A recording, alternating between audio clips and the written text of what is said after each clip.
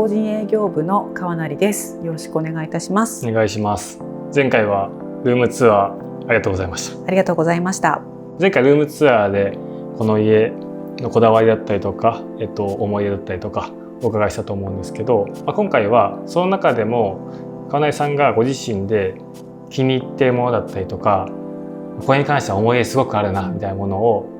ベスト3点ご紹介いただければと思います。はい、わかりました。今日はよろしくお願いします。はい、お願いします。まず一つ目なんですけど、あちらにありますスツール60です。白と黒と、2つ購入したんですけど、家の中でこのキッチンに立っていることがやっぱりどうしても多いんですけど、特に平日はなんかちょっと疲れた時にこれをキッチンの底に持ってきて座ったり、例えばここの椅子に座っていてちょっとここで、飲み物を置いたりとか、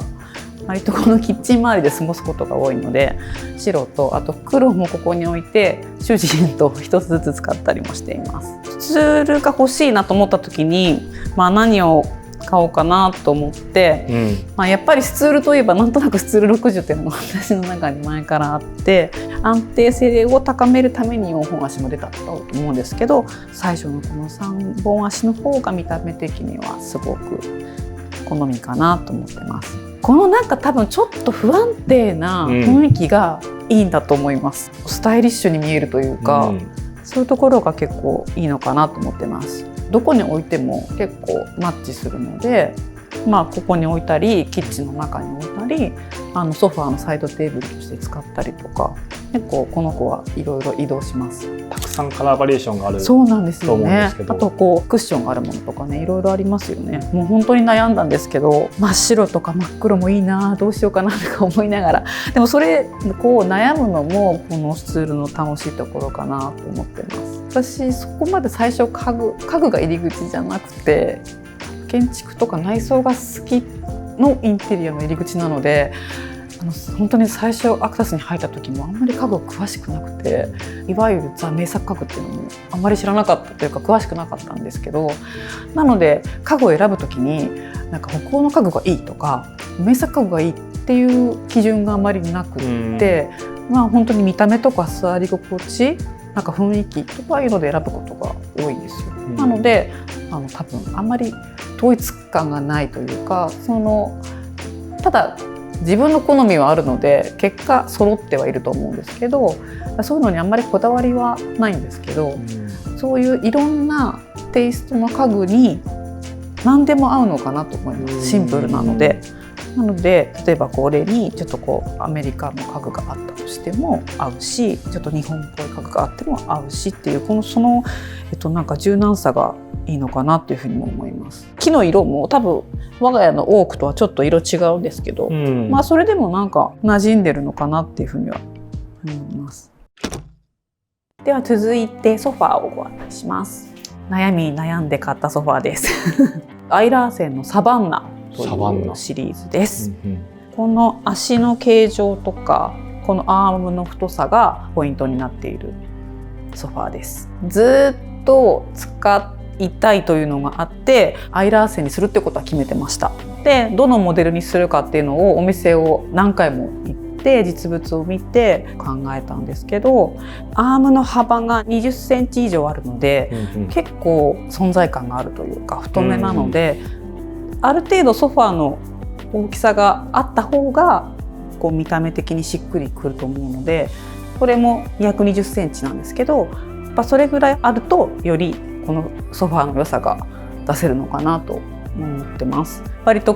大空間の LDK なので存在感のあるソファーが欲しいなと思いましてこちらにしました。以前はアームが細めのものとか、ちょっと肩アームのもの、自分的には好みだったんですけど、今の家族構成を考えると子供もいるので、ソファーを座るだけじゃなくって家の中心的な存在になってほしいなと思って、子どもたちも楽しくソファーを使えるようになってほしいなと思ってまして、今子どもたちここに 寝そべったりとかこの上を歩いたりとかここに飛び乗ったりとかして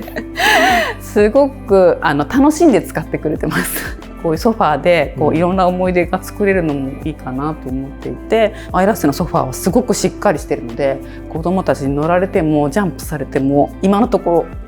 ろ全く問題なく使えてます。なのでこれをずっと受け継いでいくじゃないですけど、ずっと使っていければいいなと思ってます。本当のことを言うと、もうちょっと明るい色が好みだったんですけど、ちょっとやっぱりどうしても汚れとかを気にしたので、少しダークめな方がいいかなっていうのと、床との合わせを考えた時にも、もしかしてこう床のトーンより少しダークめな方が落ち着くのかなっていうのもありまして、いろいろ考えた結果なんですけど、こちらのちょっとダークトーンのカラーにしてます。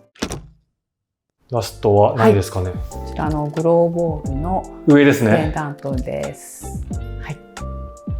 建築家さんにこのエントランスホールを、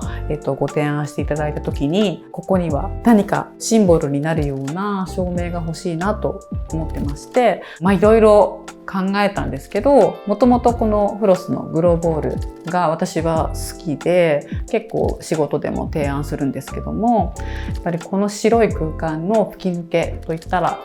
っぱりこれかなと思いまして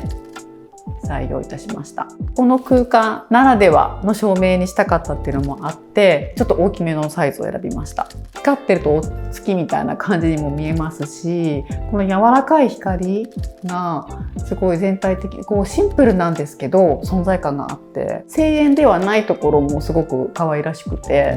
こちらのウォールライトのミニグローボールとお揃いにして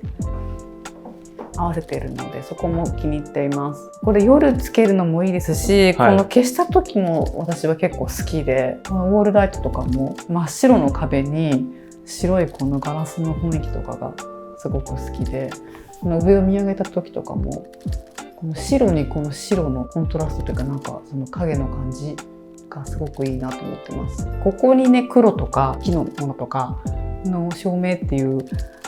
のもまたそれはそれでいいと思うんですけど、あえてこの白と白にするってところが割と潔いのかなっていうふうに思います。今日はじゃあありがとうございました。ありがとうございました。なんかこう実際にこう購入されたりとか、はい、物を選ぶ上で大切にされていることとか、なんか終わりになったりするんですか？結果的には最初にビビッときたものを買うことになることもあるんですけど、その間にいろいろ迷います。例えば照明とかも最初にやっぱりグローボールがいいって思ったんですけど、いろんな可愛い照明、素敵な照明いっぱいあるので、やっぱりその間にいろいろ悩みます。で悩んだ後にやっぱり最後に最初のものに落ち着くってことが多いです。ただなんかそうすると自分の中でいろいろ比較検討したけど、やっぱり最初の直感がいいっていう風になんかこう自分の中で納得しっくりくるので、なんかそういうことが多いような気がします。なるほどなるほど、はい、一緒に使う人と意見を合わせるっていうのも結構大事にしていて、使うのは私だけではないので、意見を合わせてこれにしようって決めるのも好きです。なんかもしぶつかった時はなんかプレゼンしたりこの家具こんなにいいところがあるよとかプレゼンしてみたり、相手がいいと思って私がと思ってもこんなにいいとこがあるよとかって言ってもらったら、あ、そうかもと思ってちょっと考えを変えたり、絶対的正解を自分の中で持っているわけではないので、あれこれ悩んだり人の意見を取り入れたり、なんかそういうのもなんか物選びって楽しいかなと思います。アクタス法人営業部の川成でした。ありがとうございました。